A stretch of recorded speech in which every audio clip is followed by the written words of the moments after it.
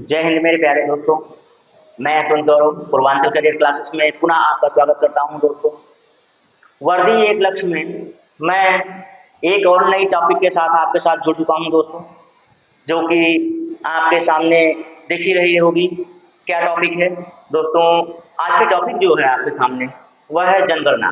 बहुत छोटी सी टॉपिक है, लेकिन दोस्तों यहाँ से प्रश्न अनिवार्यतः ही बन जाते हैं, जरूर बनते हैं। ठीक है, इसीलिए यह आपके परीक्षा की दृष्टि से बहुत ही महत्वपूर्ण हो जाता है दोस्तों। यदि आप वर्दी पाना चाहते हैं तो ऐसी टॉपिकों को कदापि नहीं छोड़ेंगे। ऐसी टॉपिकों को एक नजर जरूर देखिएगा। एक नजर अगर इसको देख लेते हैं तो यह याद हो जाता है दोस्तों। चलिए, इससे संबंधित दोस्तों समय जाया ना करते हुए आपके वर्दी के लक्ष्य के रूप में चलिए आगे बढ़ते हैं, इस पर चर्चा करते हैं। तो देख लीजिए दोस्तों, यह जनगणना। दोस्तों जनगणना होता क्या है? तो जनगणना का मतलब ही होता है कि जन की गणना, मतलब लोगों की गणना करना। ठीक है, लोगों की गणना करना। तो अब ये बताइए, जनगणना अधिनियम क्या था दोस्तों? जनगणना अधिनियम क्या है? तो जनगणना अधिनियम दोस्तों आपका है 1948। भारत में जनगणना अधिनियम कब आया दोस्तों? तो 1948 में आया। ठीक है, और भारत में जो जनगणना है दोस्तों वह किस मंत्रालय के पास है? भारत में जनगणना किस मंत्रालय के पास है दोस्तों? तो हम कहेंगे गृह मंत्रालय। किस मंत्रालय के पास है?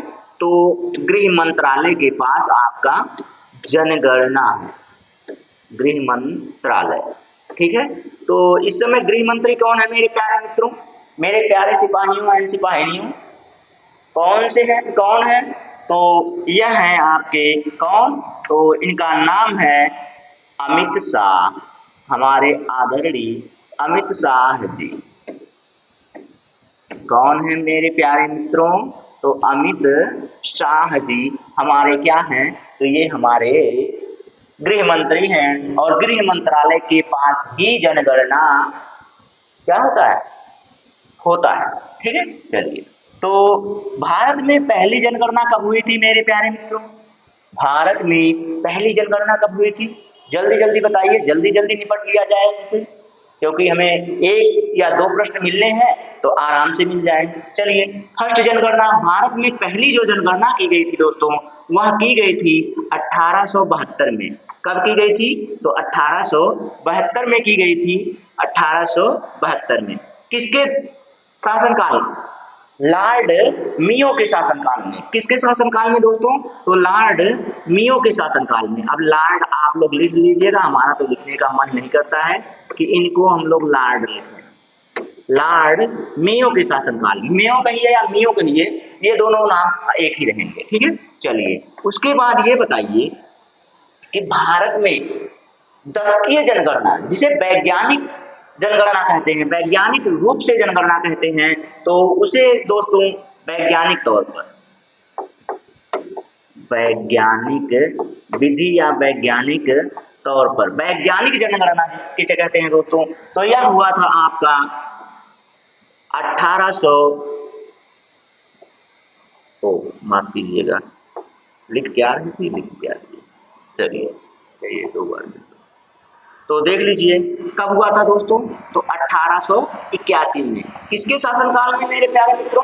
कमेंट जरूर किया कीजिए, यह चीजें आपको पता है, क्योंकि ये बदलने वाली थोड़ी है। ये आप चाहे जब के पढ़े हो, ये करंट अफेयर थोड़ी है, ये आपका जीके है। जीके है आपका, जो कभी नहीं बदलने वाला है। पहले उसी ने करवाया था। अब बताइए, पहला इसमें और कौन आ जाएगा? पहला इसमें कोई और थोड़ी आ जाएगा, मोदी जी थोड़ी आ जाएंगे कि सन 1872 में पहली जनगणना किसने करवाई थी? मोदी जी थोड़ी आ जाएंगे। मोदी जी तो अब अगर करवाते तो हो गया, उनका नाम आ जाएगा करंट अफेयर में, तब पढ़ना पड़ जाएगा। लेकिन 1872 में ना मोदी जी आएंगे, ना अपनी राष्ट्रपति द्रौपदी मुर्मू जी आएंगे, ना ही अखिलेश जी आएंगे, ना ही मायावती जी, कोई नहीं आने वाला है। ये तो कंफर्म है, एक बार याद कर लीजिए, हमेशा के लिए बना रहेगा। फिर आपका दशकीय जनगणना 1881, यहाँ भी कोई नहीं आने वाला है, इतने पुरातन तो कोई नहीं है। ठीक है, दोबारा जन्म थोड़ी लिए हैं। तो ये कौन है? लॉर्ड रिपन महोदय। कौन है दोस्तों? तो लॉर्ड रिपन है, जिन्होंने पहली दशकीय जनगणना करवाई थी भारत में। ठीक है, भारत में आपके सारी बातें भारत की ही की जा रही हैं दोस्तों। भारत में प्रथम जनगणना आयुक्त कौन थे मेरे प्यारे मित्र? प्रथम जनगणना आयुक्त कौन थे? तो वो थे आपके WC प्लाउडेन। WC प्लाउडेन कौन थे दोस्तों? तो WC प्लोडेन भी बोलते हैं, प्लाउडेन भी बोलते हैं, जो आपको समझ में आए लिख लीजिएगा।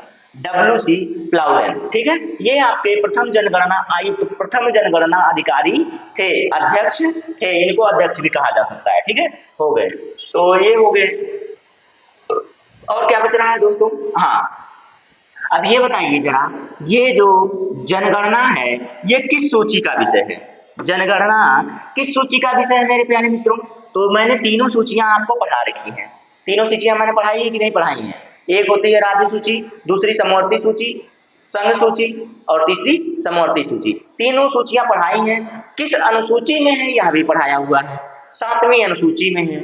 7वीं अनुसूची में तीनों सूचियां हैं, राज्य, संघ और समवर्ती सूची। अब उसमें मैंने शिक्षा बताया था, वन बताया था, परिवार नियोजन बताया था कि समवर्ती सूची में है।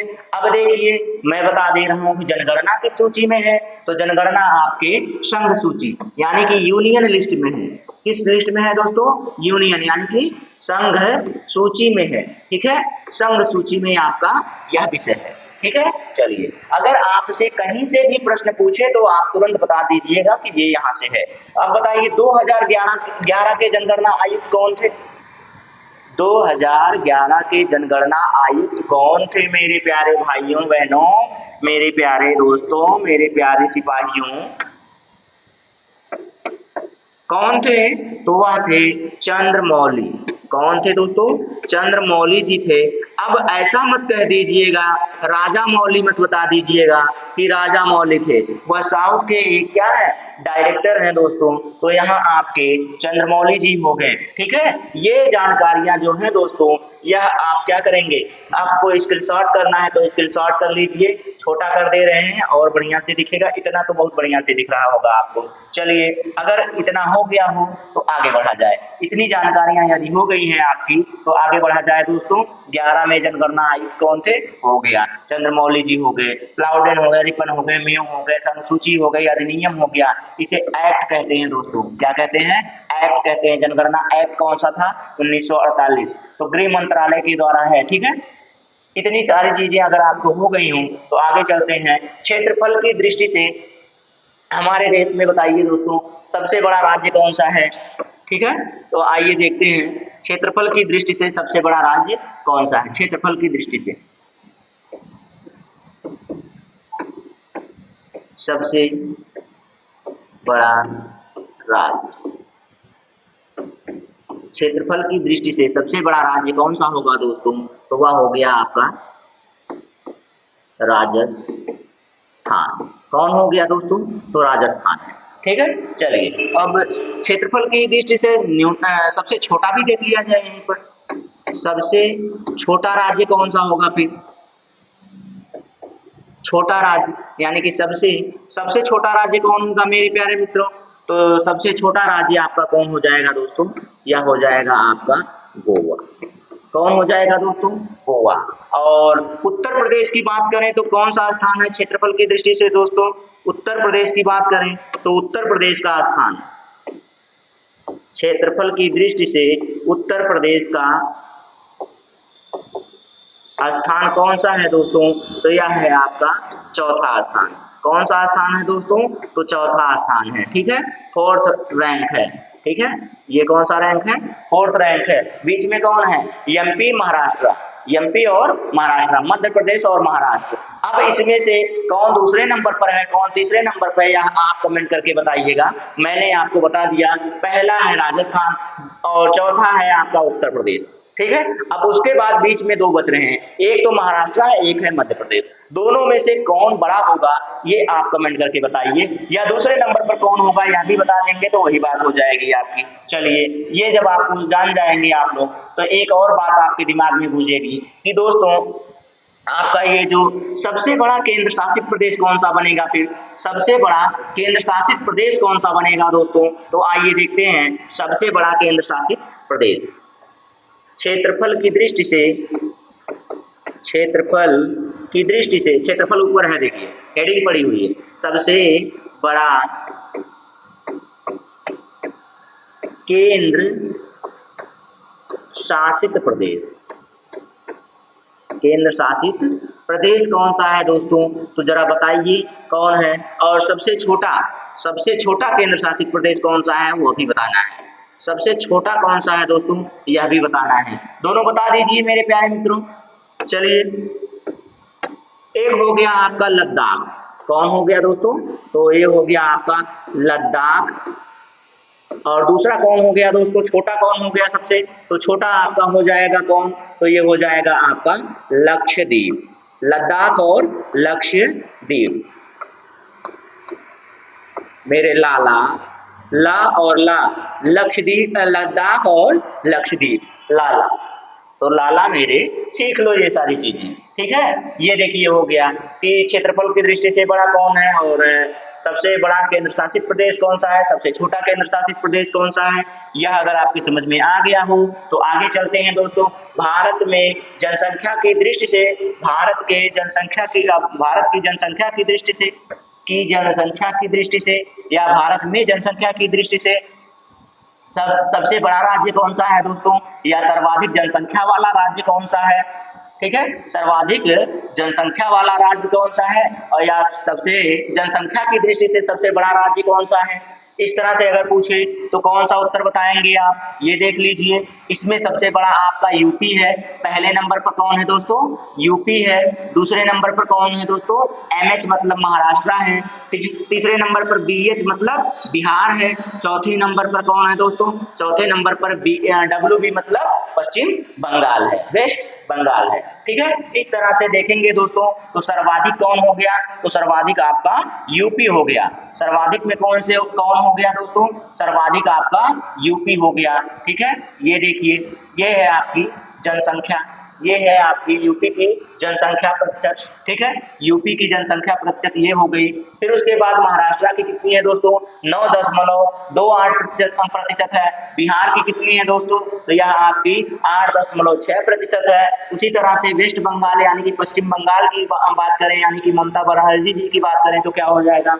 ममता बनर्जी जी की बात करें तो क्या हो जाएगा? उनके पास कितने लोग हैं? तो उनके पास कितने % लोग हैं दोस्तों? 7.54 लोग हैं, ठीक है। चलिए, जनसंख्या हो गई इनकी। न्यूनतम की भी बात कर लिया जाए तो न्यूनतम आपका कौन है दोस्तों? न्यूनतम सिक्किम है। न्यूनतम कौन है? सिक्किम है। दूसरे नंबर पर कौन है न्यूनतम से दूसरे नंबर पर कौन है दोस्तों?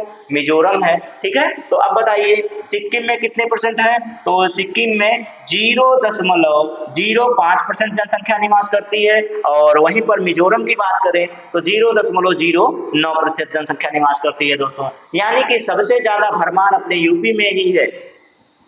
सबसे ज्यादा भरमार कहाँ है? अपने यूपी में ही है। लोग क्यों अपने यूपी में ही रहना पसंद करते हैं दोस्तों? ये तो निराली बात है। I love Uttar Pradesh, UP, ठीक है।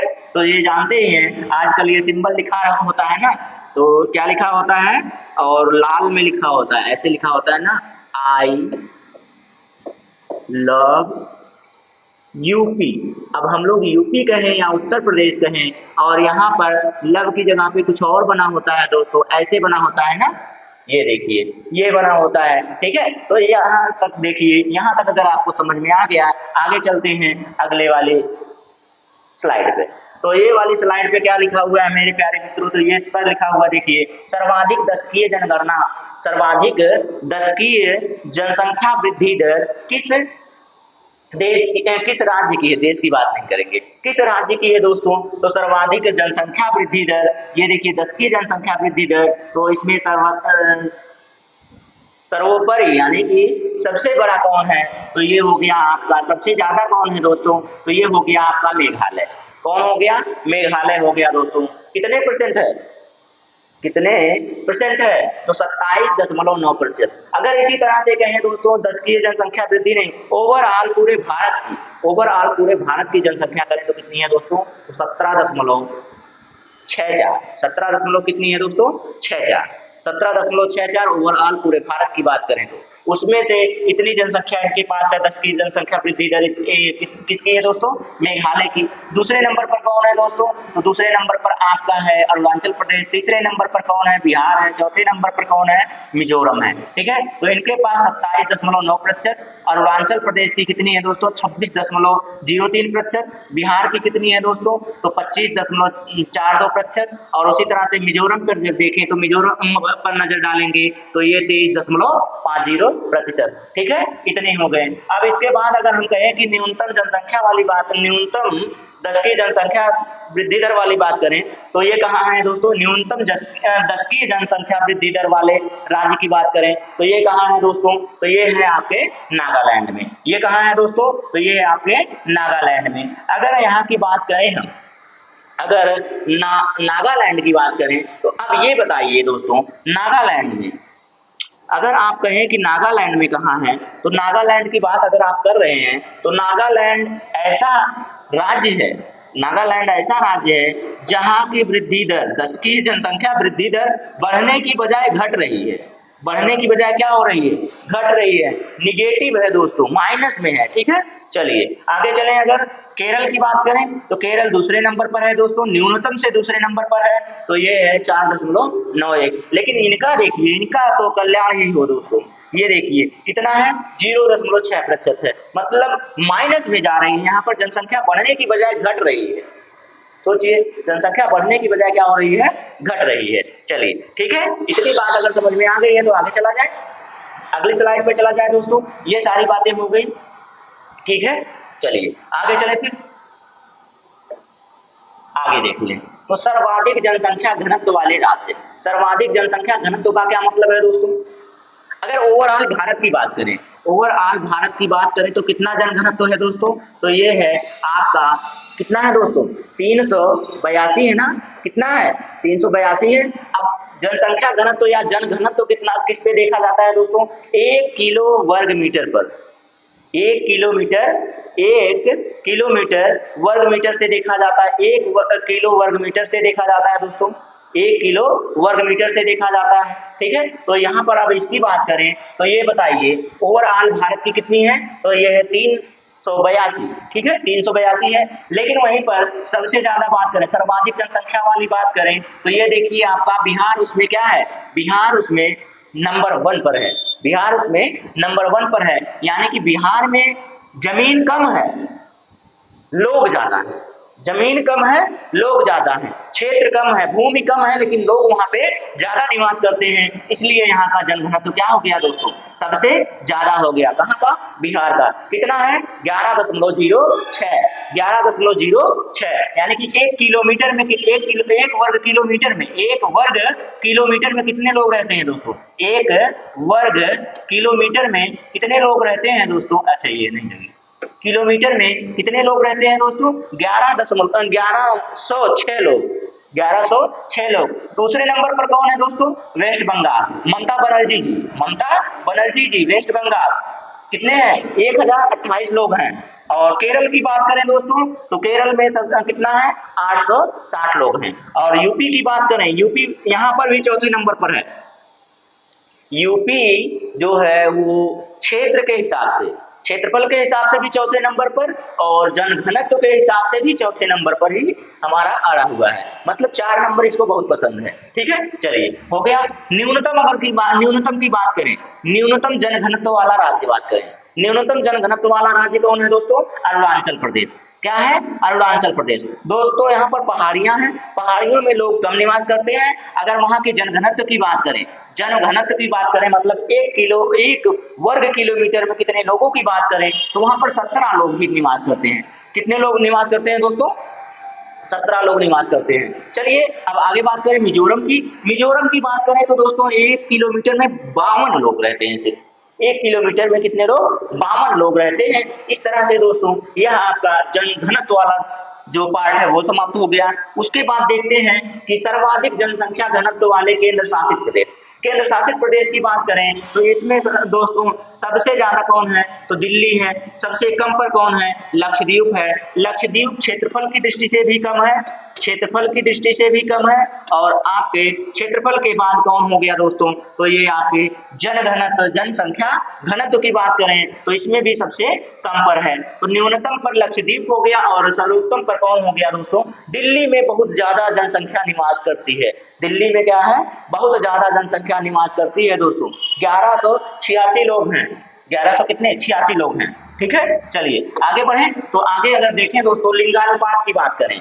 आगे क्या बात करें, लिंगानुपात की बात करें। मतलब दोस्तों लिंगानुपात का क्या मतलब हुआ कि 1000 लोग, 1000 पुरुष पर कितनी महिलाएं हैं, 1000 पुरुष पर कितनी महिलाएं हैं दोस्तों। तो ये देखने की बात है। मतलब कि जो जोड़ा बनता है, एक पुरुष और एक स्त्री की बात होती है, एक पुरुष और एक स्त्री की बात होती है, तब जाके लिंगानुपात होता है। तब क्या होता है, लिंगानुपात की बात होती है। अब इसमें स्त्री की बात करें कितनी है, कितने हैं, और पुरुष की बात करें कितने हैं, तो दोस्तों 1000 पर बात की जाती है। किस पर बात की जाती है, 1000 पुरुषों पर कितनी स्त्रियां हैं, इस पर बात की जाती है। तो चलिए देखते हैं कि यहाँ सबसे ज्यादा कौन है और सबसे कम कौन है, और अपने उत्तर प्रदेश में कितनी है तो उसकी भी बात कर लेंगे दोस्तों। आइए बात करते हैं, सर्वाधिक लिंगानुपात वाला राज्य कौन सा है दोस्तों, सर्वाधिक लिंगानुपात वाला राज्य आपका केरल है। केरल देखिए दोस्तों, केरल में औरतें ज्यादा है, पुरुष कम है, औरतें ज्यादा हैं, पुरुष कम है। केरल में, केरल ही वह राज्य है। तो दोस्तों कहाँ जाएंगे, जिसकी शादी नहीं हो रही वह कहाँ जाएंगे, केरल भाग कर जाएंगे, केरल भाग कर जाएंगे। चलिए जैसी आपकी इच्छा हो वहां जाइए या यहाँ आइए। तमिलनाडु की बात करें दोस्तों तो तमिलनाडु में 1000 पर कितनी है, तो 916 स्त्रियां हैं। ठीक है, लिंगानुपात इतना है। हरियाणा में कितना है दोस्तों, हरियाणा में न्यूनतम है। न्यूनतम कहाँ पर है, न्यूनतम लिंगानुपात की बात करें तो यह आपका हरियाणा हो गया। हरियाणा में कितने हैं दोस्तों, तो 879 है, 879, 79 89 में कंफ्यूज मत हो जाइएगा। 879, 879 की बात करता है। ठीक है, इतना लिंगानुपात इसका है, किसका, तो आपके हरियाणा का। यूपी की बात करें दोस्तों तो यूपी में देख लीजिए, यूपी में लिंगानुपात कितना है, 943 है, 943, यानी कि 1000 पुरुषों पर, बताइए 1000 पुरुषों पर कितने लोग हैं, 1000 पुरुषों पर कितने लोग हैं दोस्तों, कितनी स्त्रियां हैं, कितनी महिलाएं हैं दोस्तों, तो ये आपकी देख लीजिए 943 है। कितने हैं, तो 943 है। जो लोग बिना शादी के रह जाएंगे दोस्तों वो क्या हो जाएंगे, जो लोग बिना शादी के हो जाएंगे अपने देश में देख लीजिए तो वो क्या क्या बने हुए हैं, बहुत बड़े बड़े पद पर हैं, बहुत ही बड़े बड़े पद पर हैं दोस्तों।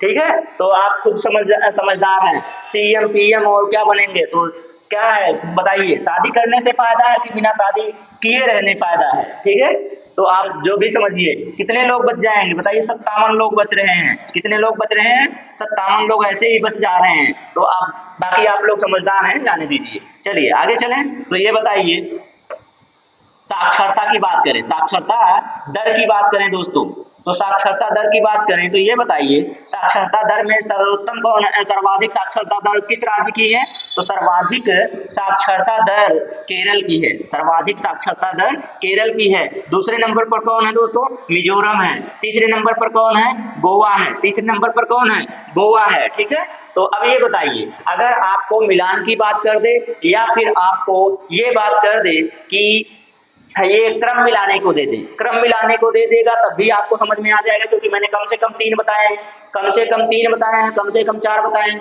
तो अगर इतनी की बात हो गई तो आप आसानी से लगा लेंगे, कहीं आपको कोई परेशानी नहीं होने वाली दोस्तों। 3 याद है तो आप आराम से लगा सकते हैं।